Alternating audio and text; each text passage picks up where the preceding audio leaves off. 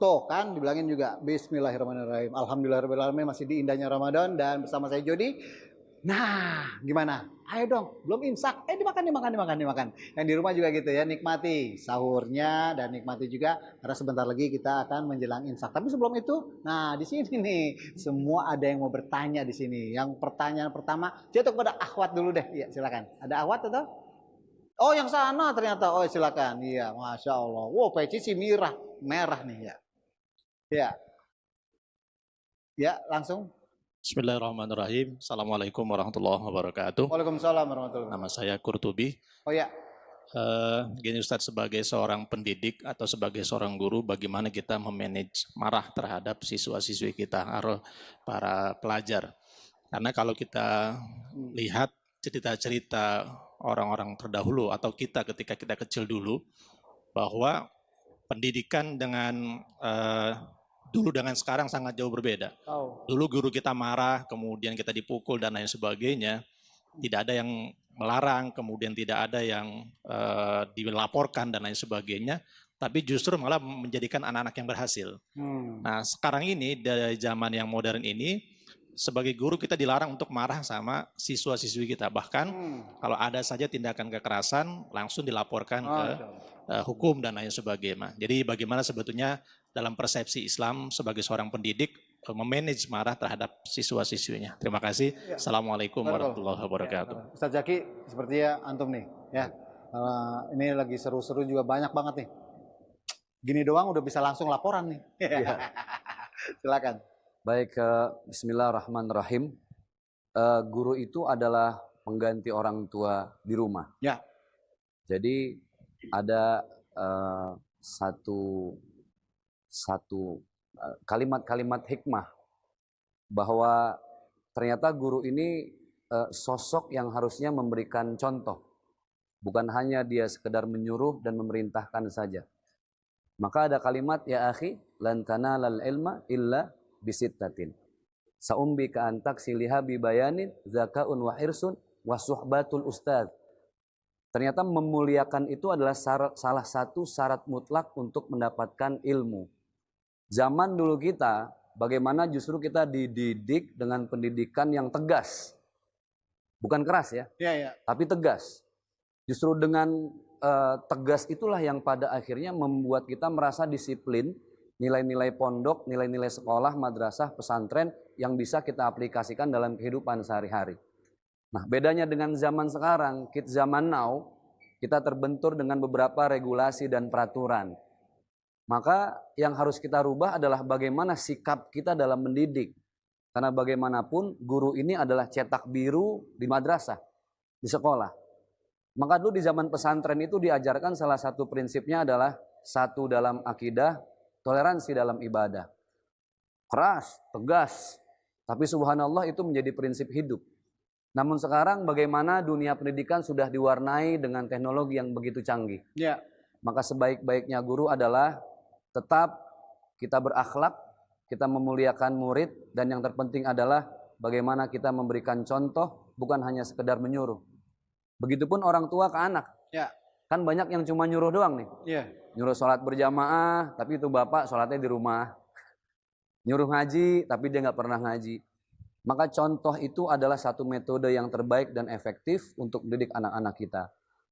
Jadi solusinya adalah bagaimana kita memberikan yang terbaik, pendidikan dengan contoh, sehingga anak pun merekod dan merekam apa yang diberikan oleh guru, sehingga diamalkan itu dalam kehidupan sehari-hari. Jazakallah khair. Ya, baiklah kalau gitu. Kita ke pertanyaan kedua. Tadi pertanyaan kedua jatuh ke pada meja ini ya? Benar ya? Ya, ada yang mau tanya? Ya, silakan.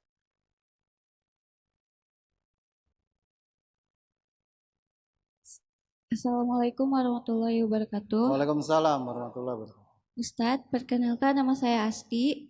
Saya ingin bertanya Ustadz, sebagai pendidik sering sekali kita berhadapan dengan perilaku siswa yang mengharuskan kita untuk bersikap tegas dalam menegur. Nah, terkadang dalam menegur itu dibarengi dengan amarah Ustadz. Pertanyaan saya tadi, bagaimana agar dalam menegur tidak mengandung unsur marah? Terima kasih Ustadz. Ustaz Was, hampir sama sih pertanyaan yang tadi Ustaz. Iya, silakan Ustaz Abdul Somad. Sebenarnya tanggung jawab mendidik anak ini ada pada orang tua. Karena keterbatasan waktu orang tua, keterbatasan ilmu orang tua, maka orang tua menyerahkan anak ke International Islamic Education Council. Jadi Islamic International Education Council bukan laundry, tempat meletakkan pakaian kotor lalu keluar bersih. Guru adalah partner, guru adalah sahabat yang membantu orang tua untuk membentuk anaknya. Nah, bagaimana hadis tentang orang tua? Muru auladakum bis shalah, suruh anak kamu salat wa hum abna'u sab'a sinin. Umur 7 tahun suruh salat. Wadribuhum fil ashrah, pukul ketika berumur 10. Bukan sekedar marah, tapi pukul. Di zaman sekarang, tidak bisa dibedakan antara apakah orang ini memukul karena ingin memberikan efek jera, atau karena dia stres di rumah, lalu dia lampiaskan ke anak-anak. Karena saking jelimatnya masalah ini, akhirnya dipukul rata semuanya, bahwa pukulan dan marah dihilangkan. Dengan menghilangkan pukulan dan marah dalam pendidikan, kita sudah menghilangkan satu sayap. Karena dalam mendidik ada dua. Yang pertama reward, yang kedua punishment. Sekarang kita lebih berlemah lembut. Gimana anak? Gimana? Maka dengan aturan ini hilang salah satu sayap untuk terbang menuju pendidikan anak soleh. Tapi itu tergantikan dengan cara punishment yang lain. Tidak dengan pukulan, bukan dengan jeweran, bukan dengan rotan, bukan dengan ngamuk-ngamuk, tapi punishmentnya siapa yang melanggar store hafalan An-Naba. Siapa yang melanggar disiplin terlambat, dia mesti storan hadis sab'atun yudhilluhumullah fi dhillihi. Diawali hadis yang pendek. Syukur-syukur 40 kali melanggar hafal arba'in. Masya Allah. Nah, jadi tidak ada kata ya udahlah punishment ini kita hilangkan aja. Enggak, dia tetap ada. Tetap ada. Tapi mungkin sesuai dengan zaman. Iya, bentuknya beda ya Ustaz ya. Ya. Iya, Reward dan punishment tetap mesti ada. Oh iya, siap Ustaz. Oke, barakallah. Baik, terima kasih. Bagaimana? Ya, mudah-mudahan puas. Dan sekali lagi yang buat untuk pemirsa Indahnya Ramadan TV One, insyaallah besok akan ketemu lagi dengan Indahnya Ramadan selanjutnya. Tapi yang paling penting dari pembelajaran kita hari ini dari guru-guru kita adalah bagaimana kita manajemen amarah itu supaya tidak meluap. Dan yang paling penting lagi adalah jangan sampai amalan kita di bulan yang ditunggu-tunggu ini, yang belum tentu kita ketemu lagi ya Ustaz ya, dengan bulan Ramadan selanjutnya kita bisa mendapatkan ridho dari Allah. Amin. Amin ya. Kita amalan kita juga bisa diterima sama Allah Azza wa Jalla. Masya Allah. Nah inilah yang tepatnya saat ini bulan ini. Ayo semuanya ditata, marahnya ditata, laparnya ditata, semua segala macam. Nah supaya untuk selanjutnya tadi Ustadz bilang bahwa bulan selanjutnya sebenarnya Ramadan adalah di bulan selanjutnya, bukan yang sekarang ya Ustadz ya. Sekali lagi saya ingatkan itu juga, dan insya Allah semuanya kita saling mengingatkan, dan insya Allah semuanya ini kita menjadi lebih kuat lagi untuk menjalankan Ramadan sampai dengan bulan Syawal dan seterusnya. Ya Rabb.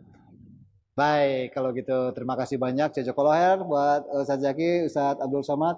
Seperti biasa saat kita tutup dengan doa Ustadz. Astaghfirullahalazim, astaghfirullahalazim, astaghfirullahalazim. Alladzi la ilaha illa huwal hayyul qayyum wa atubu ilaih. Alhamdulillah rabbil alamin, wassalatu wassalamu ala asyrafil anbiya wal mursalin wa ala alihi wa sahbihi ajma'in. Ya muqallibal qulub, engkau yang membolak-balikkan hati, tsabbit qulubana, kokohkan hati kami ala dinik, dalam agamamu, ala ta'atik, dalam ketaatan kepadamu. Allahumma tahhir qulubana, sucikan hati kami minal ghadabi, dari marah yang tidak pada tempatnya, minal kibriya, dari sifat angkuh dan sombong, minal hasadi, dari sifat dengki dan busuk hati. Ya dzal jalali wal ikram, engkau yang maha mulia, akrimna bil iman, muliakan kami dengan keimanan kepadamu. Allahumma aftah lana futuhal arifin, bukakan pintu hati kami sebagaimana telah kau bukakan untuk para wali-walimu ya Allah.